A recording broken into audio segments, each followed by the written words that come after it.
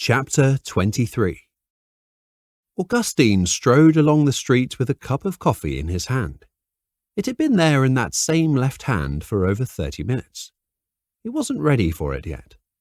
His target was around 100 yards ahead on the left. He didn't know if he was too early or too late, but he hoped he was neither. As he reached the house, Augustine was surprised to see one of the people he wanted to speak to exiting what looked like the place he wanted to visit. As Augustine reached the other person, he held out his right hand in offer of a handshake. She reciprocated. As they closed in, Augustine tipped his left hand forward and spilled the entire contents of his coffee cup down her white top. "Oh my God, I'm so sorry," he said. "You idiot!" she shouted back. "It's okay, it's not hot, and I can help you get cleaned up. I know someone in the house here. Let's knock and get you cleaned up," Augustine stated, grabbing Joyce under her left arm and escorting her to the door. She was dabbing at the light brown coffee stain on her top, jeans, arm and hands with a single tissue. It was like trying to mop up an oil spill with a single roll of kitchen paper. Augustine knocked at the door. The reply was a firm, "Get lost!" "It's Detective Augustine Boyle. I'd like some help out here, please," he responded, with a firmness in his voice that brought Johnny Lawton to the door within 5 seconds.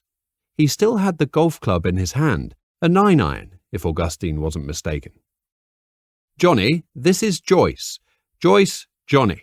Enough of the introductions. Where's the kitchen? She needs to get cleaned up. Some buffoon has spilled his coffee on her." Johnny looked to the other end of the hall.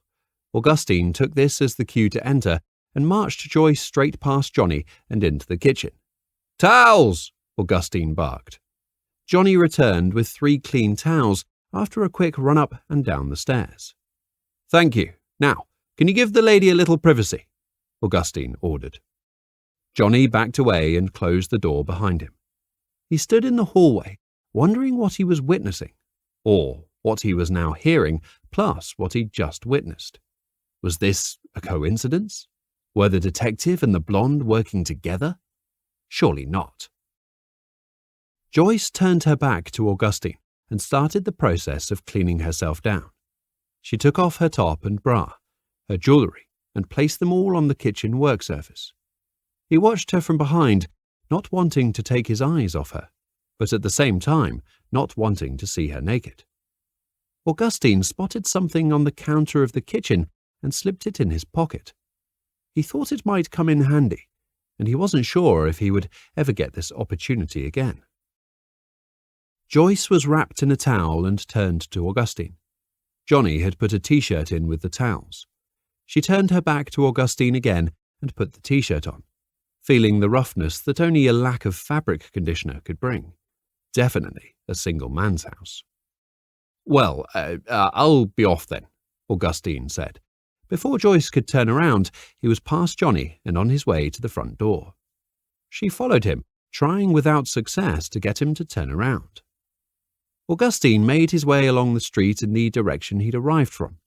Joyce took around 30 steps after him before giving up. Whatever had just happened was meant to happen. She couldn't stop that. Joyce got back in her car and looked in her handbag. She smiled at the contents. Back in the kitchen, Johnny couldn't find his car key. "I'm sure I left it on the counter here." He left the house to confront the 2 people who had just entered his house, made a mess and left, but neither was anywhere to be seen.